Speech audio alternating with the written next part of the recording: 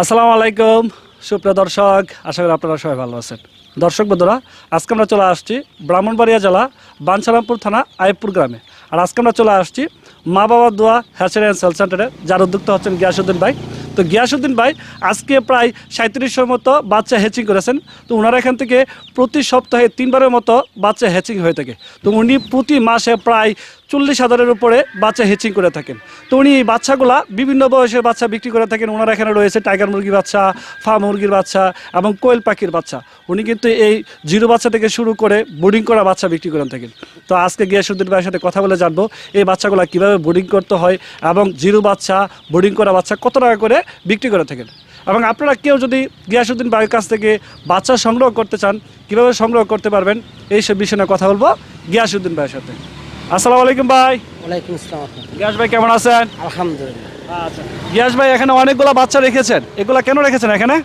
বাচ্চাটা আজকে ডেলিভারি যাবে আপনার ইনশাল্লাহ। হ্যাঁ, বাচ্চা আপনার হেচিংয়ের ভিতরে বার করছি, এখন আমরা ক্যারেট করে ডেলিভারি দিয়ে দেবো ইনশাল্লাহ। আচ্ছা, এগুলা কি জাতের বাচ্চা? এই টাইগার মুরগির বাচ্চা। টাইগার মুরগি বাচ্চা। জি। আচ্ছা, প্রতি মাসে আপনার এখানে বাচ্চা হ্যাচিং কবার? আপনার আমাদের সপ্তাহে হেচিং 3বার। 3বার। জি। আচ্ছা, আজকে কতগুলো হ্যাচিং হয়েছে? আপনি আমাদের আজকে 3700 বাচ্চা হেচিং হয়েছে। 3700। জি। আচ্ছা, তো 3700 যে বাচ্চাগুলো হ্যাচিং হয়েছে সবগুলো কি জিরো বাচ্চা আজকে ডেলিভারি হচ্ছে? জি। অনেকে কিন্তু ভাই বোর্ডিং করা বাচ্চা সংগ্রহ করে থাকে, সেক্ষেত্রে তো আপনার বিশাল বড় হ্যাচিং রয়েছে। বোর্ডিং করা বাচ্চাগুলো আপনারা বিক্রি করেন তো? জি, বোর্ডিং এ বাচ্চা আছে ইনশাল্লাহ, বিভিন্ন ক্যাটাগরি বাচ্চা আছে, দেখাবো ইনশাল্লাহ। যে কোনো বাই চাই নিতে পারবো। যে কোনো ভাই নিতে পারবেন? জি। আচ্ছা, আজকে যেগুলো বাচ্চা হ্যাচিং হয়েছে এগুলো কোথায় যাবে? আজকে আর বাচ্চারা যাবে শরীয়তপুর। শরীয়তপুর। জি। এগুলো তো জিরো বাচ্চা, শীত চলে আসছে, এগুলো উনি প্রথমে নিয়ে কি করতে হবে? উনি প্রথম নিয়ে আপনার মনে হয় উনি আপনার মাংসের জন্য করবে আর কি। হ্যাঁ, উনি বিশাল বড় খামারি, মোটামুটি ওনার অভিজ্ঞতা আছে। ওনার কাছে আপনার মোটামুটি মনে করেন পর্যন্ত টাইগার আপনি উনি আমাদের 5বার নিছে। আর ওনার কাছে বয়লার মুরগি আছে, টাইগার মুরগি পালে মাংসের জন্য করে করে উনি বিক্রি করে দেয় আর কি। আচ্ছা, গিয়াসউদ্দিন ভাই, আপনি একজন অভিজ্ঞ খামারি। টাইগার মুরগিটি কিন্তু মূলত ডিমের জন্য লালন পালন করতেছেন, আবার অনেকে মাংসের জন্য লালন পালন করতেছেন। সেক্ষেত্রে আপনি যদি একটা বিষয় বলতেন, বোর্ডিং করার ক্ষেত্রে কোনো পার্থক্য আছে কিনা? না, বোর্ডিং ঘরের ক্ষেত্রে পার্থক্য আছে না। আপনার পার্থক্যটা মূলত হচ্ছে আপনার ম্যানেজমেন্ট আগে জানতে হবে। বোর্ডিং যদি সঠিক না হয়, আপনি যত মুরগি পালেন, যত বাচ্চাই পালেন, যত বড়ই করেন না কেন, আপনি কোনোদিন মুরগি বাচ্চাটি খেতে পারতেন না। যত দিন যাবো মাইনাস হবো, যত দিন যাবো লোসকান হবো। বোর্ডিং হয়তো মূলত মেন আপনার খানা খাদ্যর আগের ম্যানেজমেন্ট হচ্ছে আপনার শরীর স্বাস্থ্য ভালো আছে কিনা। স্বাস্থ্যের উপর নির্ভর করেন আপনার খানা খাদ্য খাবেন, কি খানা খাইলে আপনাকে ভালো হইব, কোন খানাটা আপনার হজম শক্তি হবে, কোন সাথে হজম শক্তি হবে না, এটা আপনার উপর ডিপেন্ড করে সব কিছু। মূলত এই জিনিসটা হচ্ছে বোর্ডিংয়ের বাচ্চা অনেকজন নিয়ে বাচ্চা লোসকান করে নেয়। এর জন্য অনেক মানুষে বর্তমানে যারা ডিমের জন্য করবো তারা বোর্ডিং করা বাচ্চা নিতে চায়। তো আসলে যারা পুরন খামার তাদের জন্য জিরো বাচ্চাই বেস্ট। আচ্ছা, একটা মুরগি লালন পালন করার জন্য ব্রিডিংটা অনেক গুরুত্বপূর্ণ একটা বিষয়।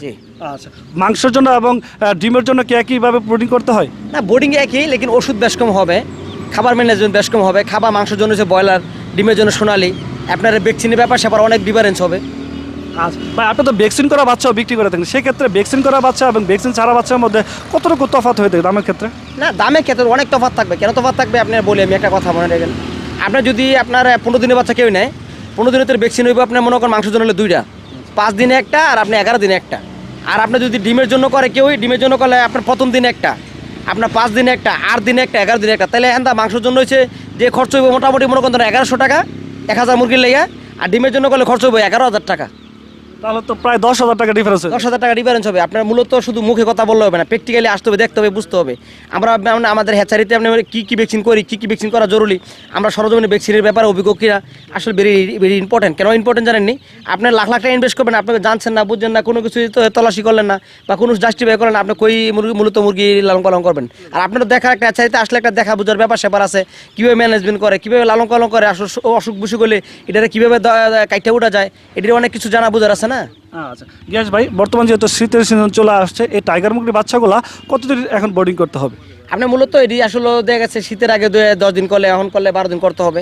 এবার দিনও তাপমাত্রা যদি বেশি থাকে তাহলে তাপমাত্রা লাগবে না, রাতে তাপমাত্রা লাগবে। ম্যানেজমেন্টটা বুঝতে হবে কতটুকু লাগার দরকার, কতটুকু রাখার দরকার নাই। আচ্ছা, বর্তমান বাজারে টাইগার মুরগির জিরো বাচ্চাটা কত টাকা করে বিক্রি হচ্ছে? এটি আপ ডাউন করে আসলে। মূলত বাচ্চা আমি একটা বলবো আপনার কাছে, আর একজন আমার কাছে বারবার করবো এই রেটে বলবে, লেকিন আপ ডাউন করে, কম বেশি হয়তো আসলে যে জাস্টিফাই করে নিব, টেলিম করে জেনে নিব ইনশাল্লাহ। আচ্ছা, দামটা এই জন্য বলতে চাচ্ছেন না? জি।